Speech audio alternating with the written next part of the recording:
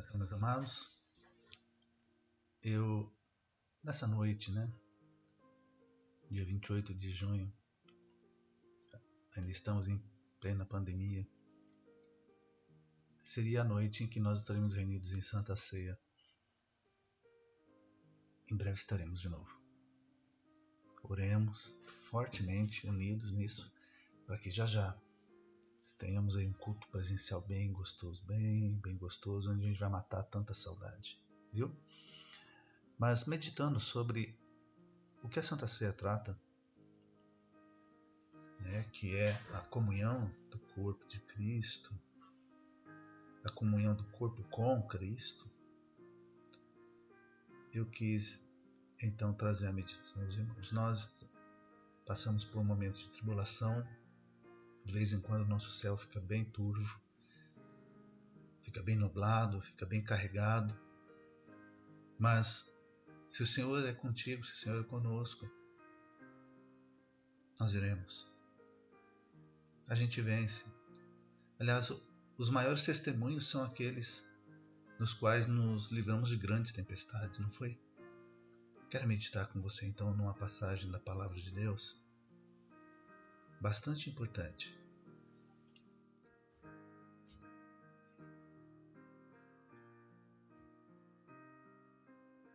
É a passagem de 2 Coríntios 4, do 16 ao 8, onde nós lemos as seguintes palavras. Paulo, falando na igreja de Corinto, falou assim: por isso não desanimamos. Embora exteriormente estejamos a desgastar-nos, interiormente estamos sendo renovados dia após dia. Pois os nossos sofrimentos leves e momentâneos estão produzindo para nós uma glória eterna que pesa mais do que todos eles. Assim, fixamos os olhos não naquilo que se vê, mas no que não se vê. Pois o que se vê é transitório, mas o que não se vê é eterno. Amém? Então, queridos, meu desejo de trazer hoje aqui com os irmãos é que Cristo morreu. Todos os homens morrem, né? Alguém pode dizer. Mas Cristo morreu. Entregou a sua vida. E segundo o que ele mesmo disse, ele deu e ele mesmo tomou de volta porque ele tinha poder para isso. Mas por que ele fez? Foi justamente para que no início do seu ministério Jesus deixasse registrado na história, para nós lermos até hoje aqui,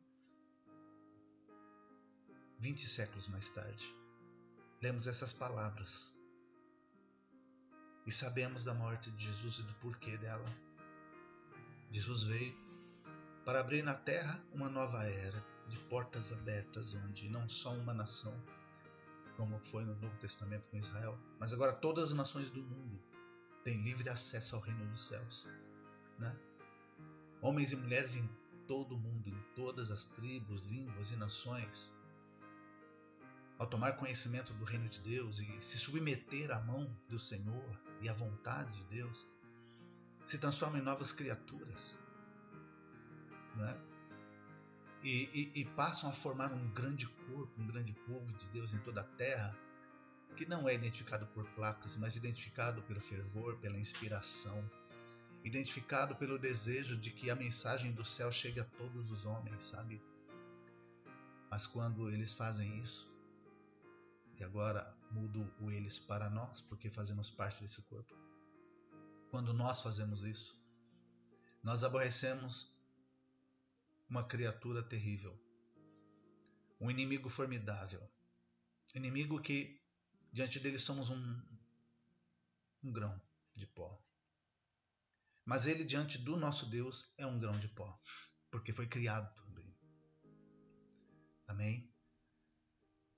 Então, se nós usarmos o nome de Jesus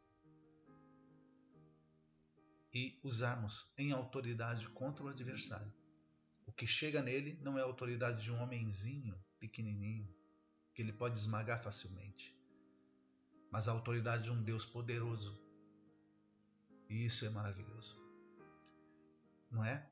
Por que ele se aborrece com a gente? Porque estando na posição de adversário, de oponente a Deus, tudo que nós fazemos para engrandecer a Deus, o aborrece. Tudo que nós fazemos para que o reino de Deus cresça, o aborrece. Porque se nós tirarmos das trevas alguém e trazer para a luz, estamos tirando justamente do reino dele para o reino de Deus. E aí as tribulações vêm. E ele, ao contrário de que muita gente parece pensar ou agir tão fragilmente, né? É muito inteligente. Sim. Ele não usa cenas terríveis como aquelas que se vê em filmes de terror, né? Ou de guerra, onde pessoas são despedaçadas. Não.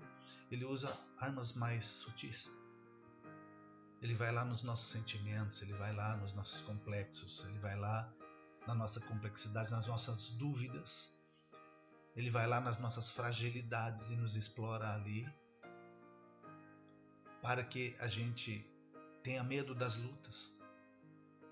Como se Deus, que nos chamou pela morte de Cristo, já não tivesse colocado a nosso dispor o devido fortalecimento, o acrescer da fé, não é? Para superarmos. E é com essa base que Paulo falou essas palavras. Olha, embora a gente esteja exteriormente sendo desgastado, interiormente estamos sendo renovados cada dia. Os nossos sofrimentos leves e momentâneos estão produzindo para nós uma glória eterna que pesa mais do que eles. Olha, todos os homens sofrem debaixo desse céu. Não há uma alma debaixo desse céu que não pague para viver. Viu? Sim. Você vai ver pessoas sofrendo assim, visivelmente sofrendo, quando você vai para lugares onde grandes pestes e fomes e pobreza estão ali assolando. Mas você vai ver lá também no meio de pessoas afortunadas, de pessoas que têm uma vida aparentemente confortável, uma aflição de espírito, porque elas olham para toda aquela riqueza e percebem que deveriam estar alegres, deveriam estar felizes, deveriam estar contentes, deveriam estar satisfeitos e não ter desejo de cobiçar mais nada, desejar mais nada, mas não é o que acontece. E essa contradição da satisfação dos olhos com a sede da alma é uma aflição para o rico, não é? É verdade. Mas, então, se todo mundo sofre, vamos sofrer por Cristo? Vamos sofrer por uma boa causa? Não é? Porque o adversário, ele quer, não, você vai sofrer, não ora não, porque você vai sofrer, não serve a Deus não, porque você vai sofrer, né? Usufrua a vida, você vai deixar a vida passar, e não sei o que, olha a doença, olha a consequência, olha, né? Agigantando as dificuldades que certamente virão mesmo. Mas o prêmio, o galardão, a coroa, a vitória que o Senhor nos preparou, ela é sobremodo grande. Que a luta pior e mais terrível aqui não é para comparar. Não chega aos pés daquilo que o Senhor reservou para os que vencerem. Isso faz lembrar lá o livro de Apocalipse, né? Onde cada uma daquelas cartas, cada uma delas, dirigida àquelas igrejas da Ásia, cada uma delas tem uma promessa muito grande.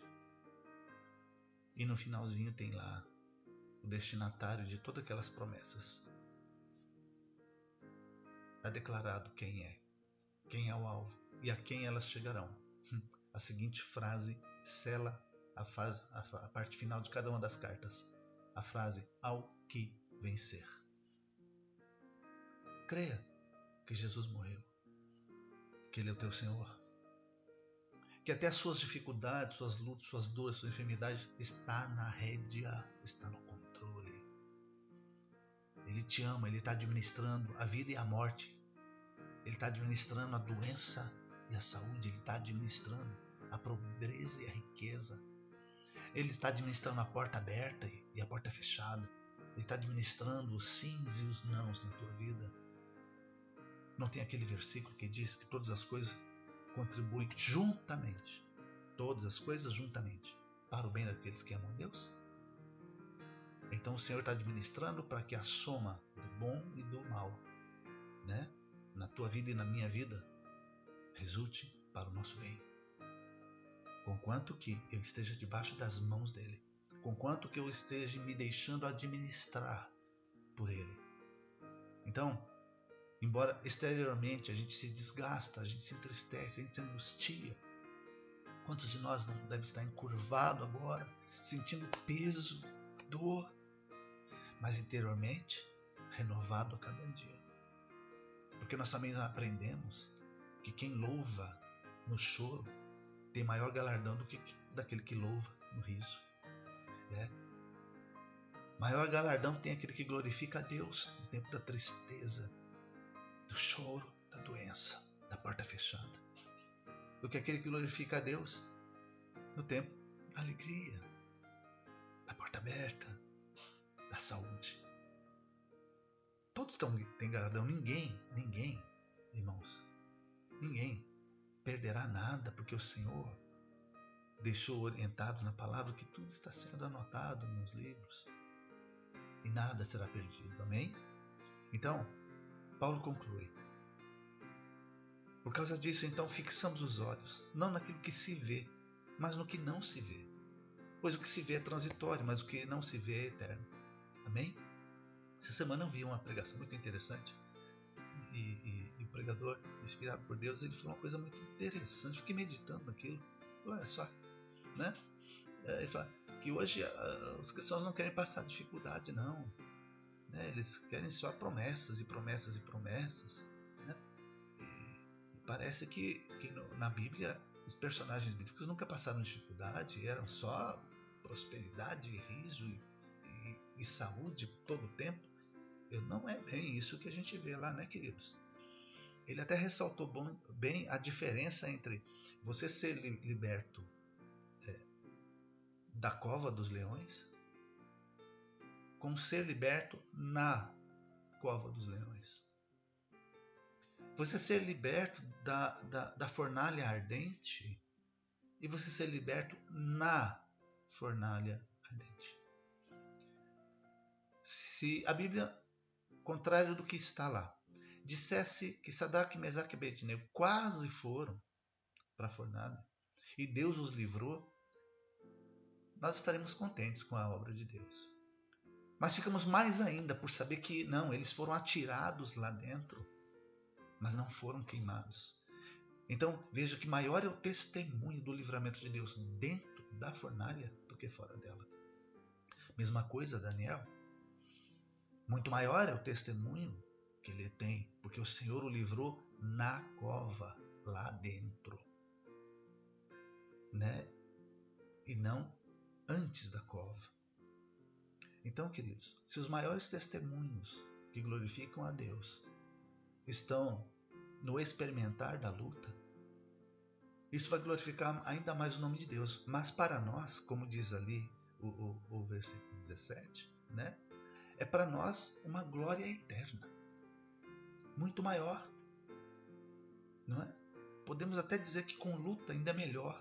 O reino do céu compensa ainda mais, não é mesmo? Então, queridos, eu quero consolar o teu coração com essas palavras que senti a autorização de Deus em trazer para você. Ele morreu, não só para nos chamar, mas para ser o nosso companheiro. Porque desde o dia que nós aceitamos a Jesus, sabe? As nossas lutas têm um motivo, tem o reino de Deus como motivo. Porque se quando aceitamos Jesus, o Senhor tivesse nos arrebatado, a gente teria passado, não estaria passando nenhuma tribulação, nenhuma luta, não teria ficado doente, não teria feito nada disso, né? Mas porque Ele chama pecadores através de pecadores. Então eu precisei ficar, você precisou ficar. Então a partir daí, todo e qualquer sofrimento que nós passarmos é por conta dele não nos ter levado, mas nos ter mantido para chamar outros à salvação.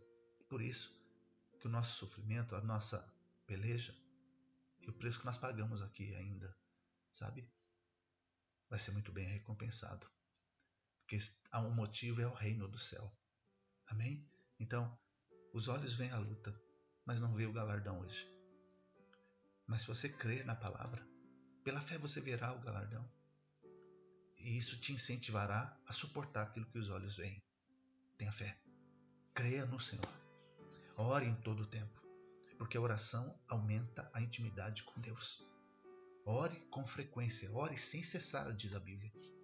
Quanto mais você orar, mais intimidade você terá, e assim, mais facilmente você crerá na palavra, mais facilmente você resistirá à luta, porque você vai acreditar nela e nele. Então, segue com fé, mas debaixo das mãos do Senhor.